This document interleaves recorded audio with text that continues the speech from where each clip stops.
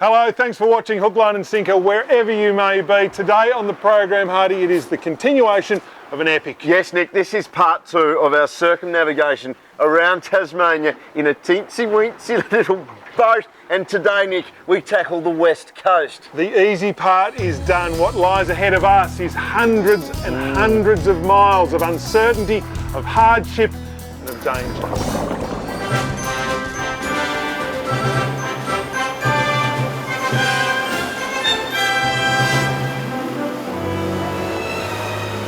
All right, well, it's quite a quiet vessel this morning because there's a bit of nerves, it's a bit of tension. My mouth sort of has cotton buds in it.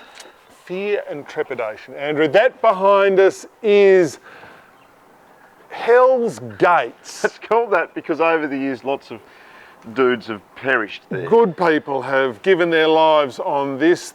We are in Macquarie Harbour at the moment. Out there is the Southern Ocean, and as far as bodies of water go, there are none that strike fear into the heart of mariners more than the Southern Ocean. Andrew, we have got 400 kilometres of the Southern Ocean. Yep, it seemed like a good idea at the time, this, but now we're actually doing it. Yeah. It's isolated down there. There's no one to hear us scream. There's no radio contact. There's no mobile phone range. What are we doing? I want my mummy. Yeah, I want my mummy too. So, with a wave rider boy registering a swell of 5 to 6 metres, we poked our noses out of Hell's Gates. It was a bit lumpy, but nothing the crusher couldn't handle. We headed south to Point Hibbs, one of the West Coast's famous fishing spots.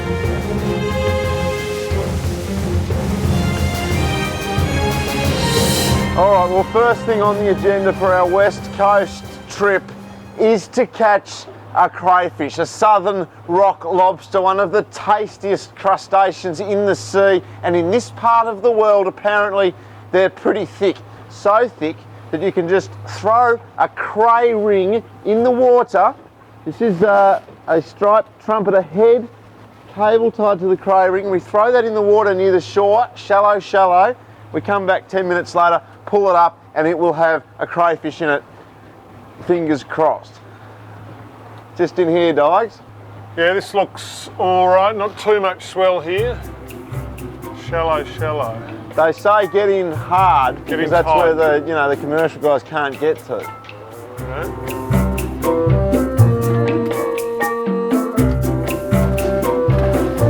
This is good ring country here. Look at that.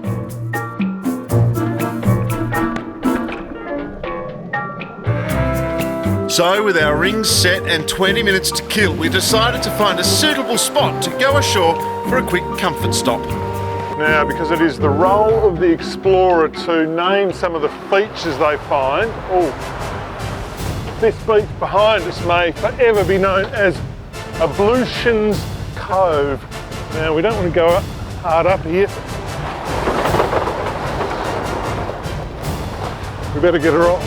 Faced with a massive catastrophe, I ran to the beach to save my mic, while I battled to save the ship. Whitewater and profanity flew in equal measure. But finally, sopping wet, we hauled the crusher to the safety of deeper water. Bassett Flinders would have been proud. To celebrate, we went ashore and attended to unfinished business. All right, it's been 18 minutes exactly. Oh, I'm snagged. That's a problem. Foul ground. Foul ground. Might have to just go back a bit. Either that or it's got the biggest crayfish.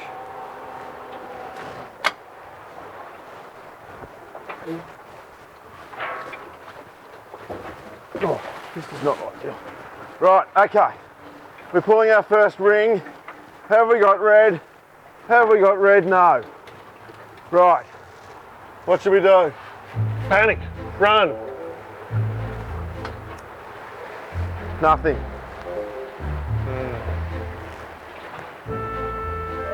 All right. Wet feet too.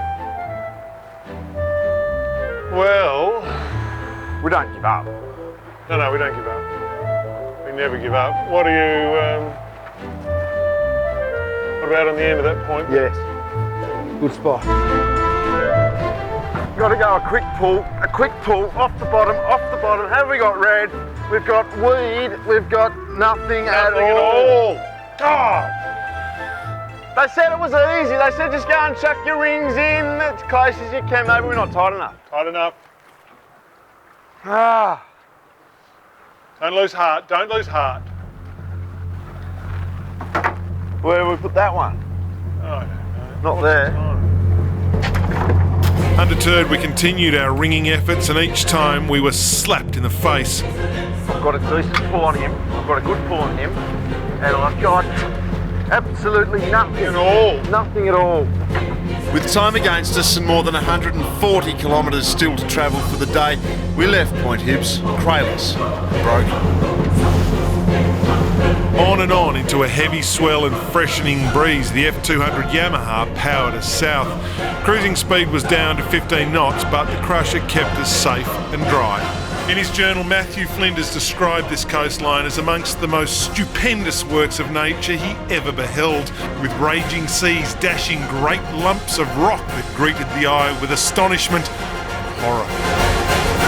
All right, Hardy. Well, that felt more like 210 kilometres. We've been cherry picking the weather a bit, but that was 200 k's into a 3 metre swell with sort of 10 to 15 knots on the nose. Yeah. Crusher's done it well, but we have arrived. Yes, we have, dogs. It's just sort of missing the giant killer whales and the bears. It could be Alaska or something like that, but it's Port Davey. It is one of the sort of most wondrous natural harbours anywhere in the world. It's bigger, 2.5 times Sydney Harbour, bloody blah. Whatever that means. Whatever that means. But it is a big natural harbour, uninhabited by anybody ever, anywhere. There's just nobody here. No, we're going up through the Narrows to a place called Schooner Cove, where we're going to spend the night.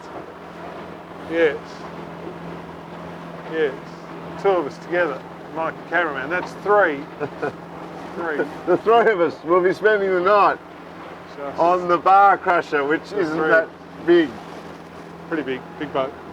There's quite a bit of room up there. Not huge though, is it? It's not like a 50-footer. My bag's that area. Oh, good.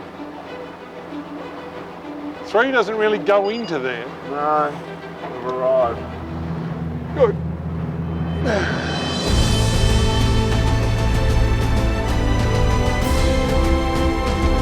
This is an unbelievable place, something like 150 square kilometres, which includes the spectacular Port Davey, but also the equally cool and bizarre Bathurst Harbour, which is 10 k's up a narrow pass.